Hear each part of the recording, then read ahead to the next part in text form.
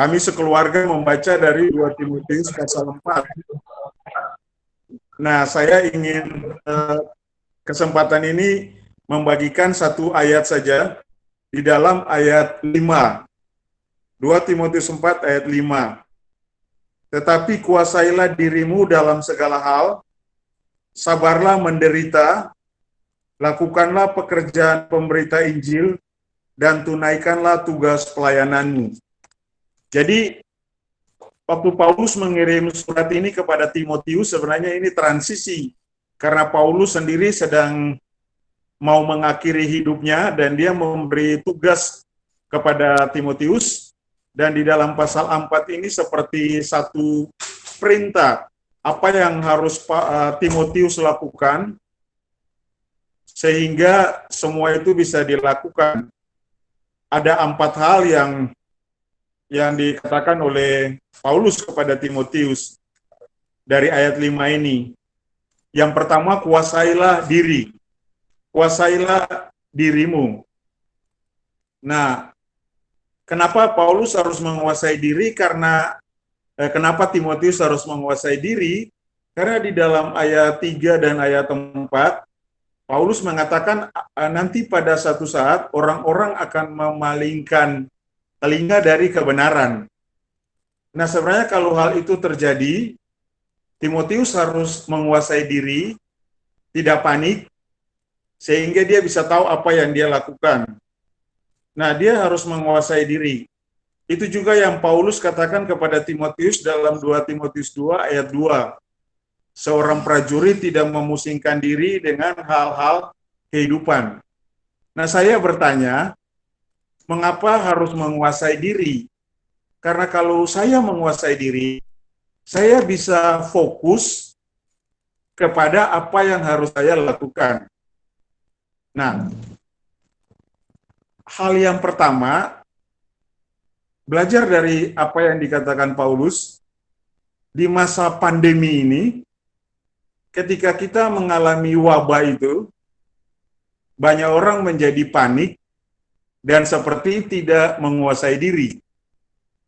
Nah, ini Paulus menasihati kepada Timotius dalam menghadapi semua perubahan-perubahan, kesesatan-kesesatan. Hal pertama yang Timotius harus lakukan, menguasai diri. Nah, itu sama dengan yang dia nasihat kepada Timotius dalam 1 Timotius 4 ayat 16. Awasilah ajaranmu dan awasilah dirimu. Awasilah dirimu dan awasilah ajaranmu. Jadi itu hal pertama. Kemudian hal kedua, jadi dengan menguasai diri, saya bisa fokus dan saya bisa tahu apa yang saya mau lakukan. Nah, hal yang kedua dia bilang, sabarlah menderita. Jadi, dia ingin mengatakan kepada Timotius bahwa Timotius tidak hanya dipanggil untuk selamat, tapi juga untuk menderita. Karena itu dia katakan dalam 2 Timotius 3, ikutlah menderita, dan barang siapa yang mau beribadah, sebagai orang-orang yang hidup beribadah, kita akan menderita. 2 Timotius 3 ayat 12. Jadi Paulus ingin beritahu kepada Timotius bahwa dia akan mengalami penderitaan sebagai seorang pelayan. Tetapi apa yang dia harus lakukan? Dia harus sabar. Sabar menghadapi penderitaan. Sabar bahwa penderitaan itu akan ada. Sabar dalam menghadapi penderitaan itu. Dan harus sabar sehingga Tuhan memimpin di dalam semua itu. Nah, apa yang Paulus nasihati kepada Timotius, itu mengingatkan saya juga di masa-masa ini. Kalau saya tidak menguasai diri, akhirnya saya menjadi kurang sabar. Saya menjadi panik dengan berbagai situasi dan informasi dan kondisi yang terjadi. Ketika di kota Ambon, orang positif COVID itu cukup panik karena rumah kami hanya 100 meter dari rumah sakit rujukan pasien COVID positif. Tapi saya belajar bahwa dari ini kemudian menguasai diri, menjadi tenang, lalu melihat Tuhan, lalu menjalani semua. Jadi hal yang kedua, harus sabar menderita. Sabar menghadapi berbagai tekanan, berbagai persoalan dalam kehidupan. Lalu yang ketiga, hal yang saya belajar di situ, dari poin kedua, saya harus perbiasakan diri dengan persoalan-persoalan, dengan masalah-masalah kehidupan, dengan tantangan-tantangan kehidupan, bahkan membiasakan diri dengan penderitaan. Kalau saya terbiasa dengan hal itu akan membuat saya bisa menikmati. Tetapi kalau saya tidak memperbiasakan diri dengan hal itu, itu akan membuat saya susah. Hal yang ketiga, lakukan pekerjaan pemberitaan Injil. Jadi dia ingin mengingatkan Timotius bahwa apa yang sudah dilakukan oleh Timotius, oleh Paulus dan rasul-rasul lainnya, Timotius silakan melanjutkan itu.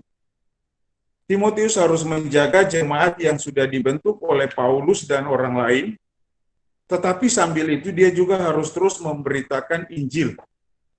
Paulus ingin mengingatkan Timotius bahwa pemberitaan Injil itu bukan soal jabatan, tetapi itu soal kehidupan hari-hari. Injil itu yang dia alami setiap hari, dan dia ceritakan itu sehari-hari untuk orang lain. Jadi dia ingin mengatakan, lakukanlah pekerjaan pemberitaan Injil.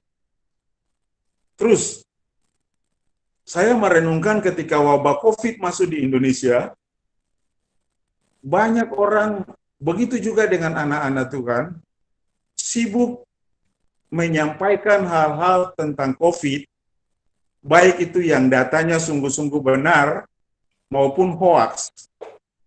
Saya bertanya di dalam diri saya, apakah saya juga harus ikut-ikutan menyampaikan ini, atau di tengah-tengah masa pandemi ini, saya harus melakukan pekerjaan pemberitaan Injil.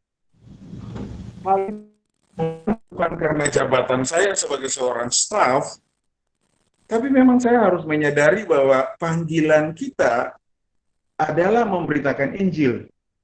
Jadi kalau saya bisa menguasai diri dan sabar mengalami ini, Tuhan akan menolong saya membagikan kabar baik kepada orang lain.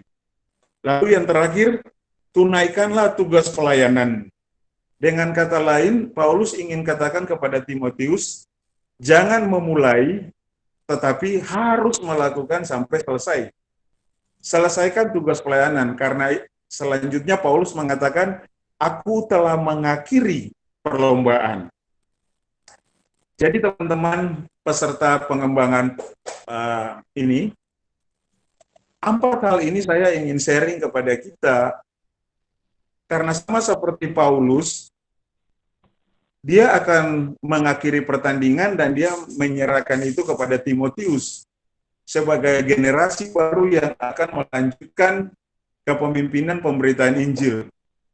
Nah, kami juga yang senior-senior menyadari bahwa satu saat kami akan digantikan oleh teman-teman yang sedang Tuhan pilih dan kembangkan untuk kemudian ada di masa depan. Apa yang sedang teman-teman jalani ini sebenarnya satu proses yang Tuhan izinkan supaya kita bisa belajar tentang diri kita, menguasai diri kita, menjadi sabar dengan semua persoalan dan tekanan hidup kita, supaya kita dapat terus memberitakan kabar baik dan menyelesaikan itu kepada generasi-generasi setelah ini. Semoga apa yang saya bagikan ini memberi inspirasi kepada kita untuk kita ingat di masa-masa pandemi ini, agar kita bisa melakukan apa yang Paulus katakan kepada Timotius, sehingga fokus hidup kita terus terarah dan sungguh-sungguh melakukan menjelang kedatangan Yesus yang kedua kali. Demikian yang saya bagikan, Tuhan Yesus memberkati.